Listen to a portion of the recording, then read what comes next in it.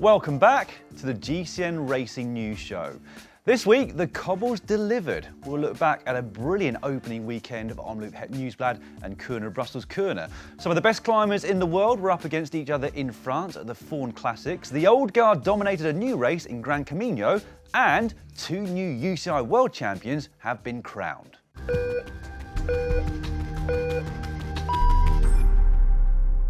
Let's start though with Omloop Het Nieuwsblad. Now, to say I was looking forward to this race is an understatement, and it did not disappoint. In the men's, it was clear that there were a few riders and teams who wanted to make the race hard from a long way out. However, the main point of action came on the Berendries. Jumbo-Visma hit the front with Tiesj Benoot, who went so fast up that climb, only his teammate Wout van Aert, plus the Ineos duo Pidcock and Narvaez were initially able to go with him. Colbrelli managed to haul himself up to them over the top, and they soon caught the front group containing the likes of Stefan Kung. Notable by their absence from the front were Quick-Step Alpha Vinyl, who looked like they'd been playing catch-up pretty much the whole day. Ahead of the penultimate climb at the Muur van Geraardsbergen, Benoot found himself alone, and the group that he was in had been caught by the foot of the ascent. Benoot was caught just over the top by a really large group of riders, and that left just one climb, the Bosberg. Now, I've just re-watched that part of the race this morning, and I stick to what I said on the breakaway post-race on Saturday. What on earth was everyone thinking about when Van Aert made his move? He went when the pace was slow, he went before the climb had even started, and everyone just looked at each other. You cannot afford to do that with Wout van Aert. He only had a handful of metres advantage up and over the top of the Bosberg, but that was all he needed. From the top, according to Amati Pioraili on Twitter, he averaged over 52 kilometres per hour all the way to the finish. Doesn't matter who's chasing, it's going to be incredibly tough to catch that rider up. And they couldn't. So first race, first win, solo for Van Aert. Doesn't get much better than that. Especially doing so in the Belgian Champions jersey. He's the first male rider to do that in that race in 33 years. And the first rider, in fact, in over 40 years to have won the race without having competed beforehand that season. Ride of the day for me, though, came from Victor Campenaerts of Lotto Soudal. He crashed, he had 3 mechanical issues, and I was forced to eat my commentary words. I'd basically said we wouldn't see any more of him that day, but he got 5th. I tip my hat to you, sir. That was absolutely outstanding. In the women's race, it was sheer brute power that won the day. Movistar and Annemiek van Vleuten were on the back foot on the lead into the Muur, with Rooser, Henderson, Van Dijk and Lippert up the road. Van Vleuten powered her way up the Muur and powered away from everyone except Vollering on the Bosberg, but that left her in a tricky situation. Vollering, the fastest sprinter on paper of the two, played the team card, refusing to work because she had her SD Works teammates behind her. And that left Van Vleuten to do all the work, even after a discussion between the two of them with 2 kilometres to go. At the finish, Van Vleuten went with over 500 metres to go. Yes, over half a kilometre remaining, and into a corner, which is not normally the best idea. And she'd already been sprinting for what seemed like an eternity when I saw a sign that said 250 metres still to go. And at that point, I really could only see one outcome. However, when Vollering went, she drew up alongside, but then her legs gave way and that was that. Van Vleuten absolutely on fire, just a few months after breaking her pelvis in 2 places and being unable to walk. She is incredible. And at 39, she became the oldest ever winner of the Omloop Het Nieuwsblad, men's or women's. The previous oldest was Van Vleuten when she won this very race 2 years ago. The following day gave a second chance for some of the men's riders and teams in Kuurne-Brussels-Kuurne. Always a really enjoyable race, with the sprinters and their teams wanting to keep things together, the attacking riders trying to shred the race apart. And that process started from the Mont Saint-Laurent climb, where interestingly, Kasper Asgreen set a very high tempo on the front, despite the presence of Fabio Jakobsen in the race. It was the first major split in the event, but the biggest one came on the Côte de Trieux, or the Nocteberg. Nathan van Hooijdonk set the pace on the early slopes, with Benoot attacking off the back of it. And it was a bit of a fruitless effort for the Belgian, going solo with over 50 k's to go, but he sat up when he realised a select group was clear behind him.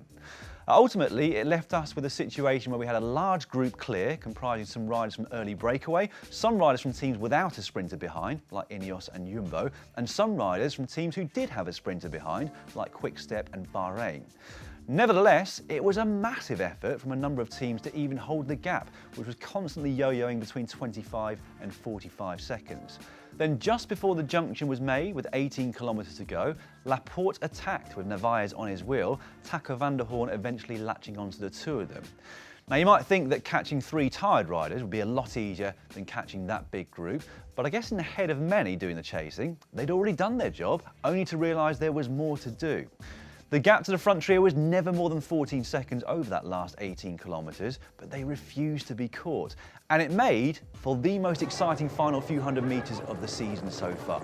They're going to the line, and the line is getting closer. Behind, they have to reach them. It's going to be very, very late if they do it. Laporte looks around. They don't know when to go. When's that final dash going to come? They're going to catch them, are they? Oh, they are. It's going to be a heartbreak, I think. Laporte starts his sprint, though. Laporte starts his sprint. It's Narvaez who's been dropped. Jakobsen now behind as well. Laporte still in front. Laporte still in front, but it's heartbreak. It's heartbreak. Jakobsen's there. Look on the right as Ewan comes as well. Oh, my word. What a finish at Kuurne-Brussels-Kuurne. Incredible. Jakobsen, left with no lead out riders, had to position and launch himself, cleverly using the slipstream of the 3 riders out front. Caleb Ewan, glued to his wheel throughout, was unable to get past the Dutchman in what was their first head-to-head sprint in almost 3 years. And the prospect of seeing them up against each other in the big sprints this season is a tantalising prospect. Provisionally, the next time they will be racing together will be at Brugge de Panne on the 23rd of March. Stay tuned for that. Chapeau though to Taco van der Hoorn. That man was in the early breakaway and was still pulling turns with much fresher riders Laporte and Narvaez pretty much all the way to the finish. Being caught so close to the line, he only came away with 10th on the day, but that was some ride. Laporte and Jumbo-Visma though came away with 8th on the day, but disregarding that result, they also come away from yesterday, and the whole weekend in fact, full of confidence in their new and improved Classics roster. They were the team that made the racing on both days, and whilst Quick-Step came away with a win yesterday, they really looked to be on the back foot on both days, until the final 50 metres of yesterday's race in fact. Now, some of you may have noticed that there were 3 riders from Arkea Samsic in the top 7 at Kuurne: Hofstetter, McClay and Capio. A mistake? Well, you'd say so normally, wouldn't you, in a sprint finish, because it's only the win that matters. However, in the fight for promotion or relegation to and from the World Tour, it is UCI points that count, and they racked up more than any other team at Kuurne. Moving over to France now, and another weekend of one-day races in the form of the Faune Ardèche and the Faune Drôme Classics, both of which produced some cracking racing. On Saturday in Ardèche, the Mur d'Enfer, with around 45 kilometres to go, saw the peloton split into a number of groups. The race then tackled the climb of Saint-Romain-de-Lerps, which proved to be decisive. 6 kilometres long with pitches of 10 to 12% throughout. Roglic, on his first race of the year, was one of the first to attack, trying his luck unsuccessfully.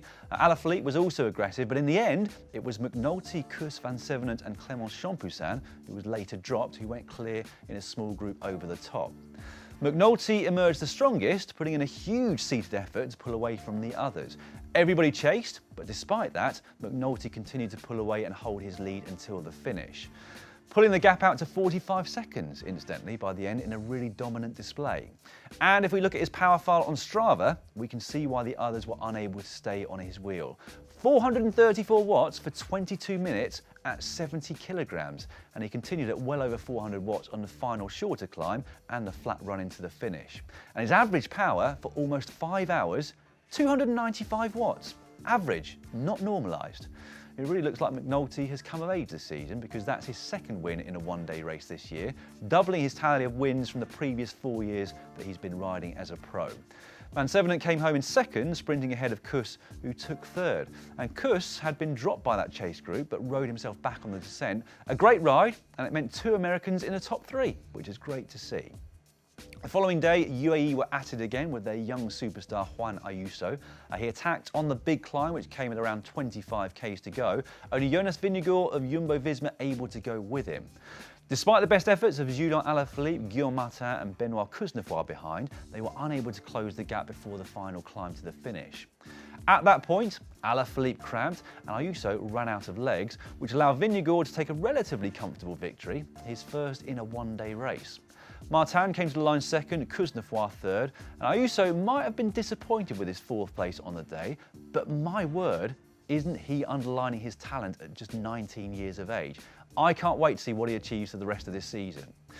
Also, is it just me, or does Ayuso look almost exactly the same as Tadej Pogacar from behind?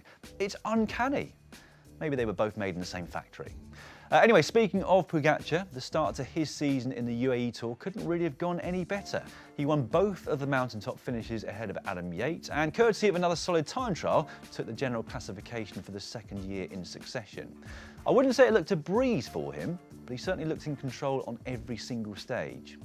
In the sprints, Jasper Philipsen came out on top because he won 2 of them and also brought home the green points jersey. I'd say actually that he's a level above where we've seen him so far in the past, given the calibre of sprinters that he was up against. Mark Cavendish took the only other sprint finish, proof, if it were needed, that he really is still at the top of his game. In the time trial, Stefan Bissegger caused an upset by beating Filippo Ganna. A sign of things to come this year? I guess we'll have to wait and see. Ganna, though, incidentally, came close to taking the leader's jersey the following day on Jebel Jais and averaged almost 480 watts for the final 33 minutes of the stage. His weight on Strava, incidentally, is currently set to 86 kilograms. What a beast. Meanwhile, in Spain, we had the 4-day Gran Camiño, and it was a good race for EF Education Easy Post, who bookended the race with stage wins. On day 1, it was Magnus Cort Nielsen who won in a bunch sprint, whilst on the final day, Mark Padun took his first ever victory in a time trial outside of his national championships, in Ukraine. A big moment for a region that is so much bigger than cycling and sport. Here's what Mark Padun had to say afterwards. For sure, I cannot be completely happy because of what's still happening in my country, but otherwise I want to show with this victory to all my citizens that I'm here and I supporting as much as I can these situations to follow and want to stay. Slava Ukraini, Geroyam Slava, and this is really important. Well done, Mark Padun. And it goes without saying that the thoughts of everyone here at GCN are with the people of Ukraine right now, faced with the most frightening and ghastly of attacks from Russia. Back to the race, and the GC was extremely closely fought. On stage 2, Mike Woods made the 30% gradients look slightly easier than everybody else, giving him and his team their first win of the season. Second on that day was Valverde, and he turned the table the following stage to put himself within 10 seconds of Woods on GC. And so that came down to the final time trial. And despite a solid ride from Woods that saw him take 10th in that time trial, he wasn't able to hold on to the lead. Alejandro Valverde, less than 2 months shy of his 42nd birthday, put 17 seconds into the Canadian to claim his 25th career stage race win. Moving on now to what we've got coming up for you this week on GCN+, and the biggest of them all is Strade Bianche. I cannot even begin to tell you how much I'm looking forward to this Saturday. The white roads of Tuscany have provided us with some of the most memorable and stunning footage of recent times, and I'm sure this year is going to be no different. We have the women's and the men's races for you live, starting at 10:35 GMT, and before that, we will be back with the breakaway, where Adam Blythe and I will join Orla in this studio to build up to the action and pick it apart straight afterwards. So make sure you join us. It's available in all GCN Plus territories, except for New Zealand, I'm afraid. The week leading up to it is a little bit quieter, but we've still got Le Samyn men's and women's for you tomorrow. Some more cobblestones in another semi-classic that's often quite unpredictable. Later on this week, we are hoping, fingers crossed, to bring you the Blue Zone Friesland Tour, formerly known as the Healthy Aging Tour. That runs from Thursday through to Saturday. Not 100% confirmed yet, but should be hopefully soon. One race that is definitely confirmed is Paris-Nice. The 8-day race starts on Sunday, and it's the first World Tour stage race in Europe this season. That one's available in Europe and the Asia Pacific, except for China, Japan and New Zealand. Hot on the heels of that comes Tirreno Adriatico, which starts on Monday. That's available in all GCN Plus territories except for New Zealand. Sorry again. And we've got some big news surrounding that race. Make sure you keep your eyes out for that this week. Also on Sunday, it's the Grand Prix Montserrat in Belgium. So a slightly quieter week, but still plenty of live racing for you to watch, and it will be available on demand, of course, as well. Beyond that, we'll have the next episode of The World of Cycling coming out on Wednesday evening European time. Plus, you can watch the latest Legends documentary on GCN+. This time, Bernie Eisel has been to visit 3-time world champion Oscar Freire in Spain. Here's a quick trailer for you.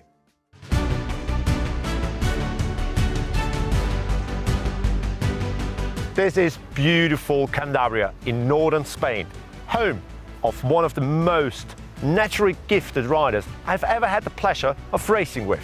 It's Oscar Freire all the way, and he has it. I've come to spend some time with the rider we call the Cat, to revisit his training routes,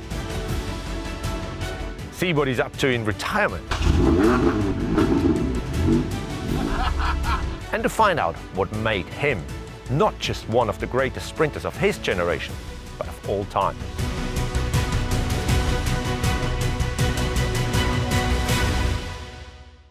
I've not watched that one just yet, but it's quite high up on my to-do list for this week. And to remind you, it forms part of a Legends series. We've also been out to see the likes of Contador, Schleck, Cancellara, Taffy and many others over the last couple of years. And you can binge watch them if you want over on GCN+. And finally, we have two brand new UCI World Champions because it was the Esports World Championships on Saturday evening and it produced two very worthy winners. In the women's, reigning champion Ashley Moolman-Pasio went early on the final climb, using her feather power-up at the same time. However, it was too early. Loes Adegeest of the Netherlands stormed to victory by a clear margin over Cecilia Hansen and Zoe Langen, with Moolman-Pasio having to settle for fourth. In the men's, it also came down to that final climb, and for a long time, it looked like it would be a case of deja vu for Jason Osborne. I thought he had it, but then right at the last moment, Jay Vine and Freddie Ovett stormed past, with Vine taking the rainbow bands. And it was a fantastic team performance from Australia to set those two riders up, including from Sam Hill, who many of you remember from the Zwift Academy finals late last year. And that brings this week's Racing News Show to a close. I'll see you all again on Saturday for Strada Bianca. Can't wait, but bye for now.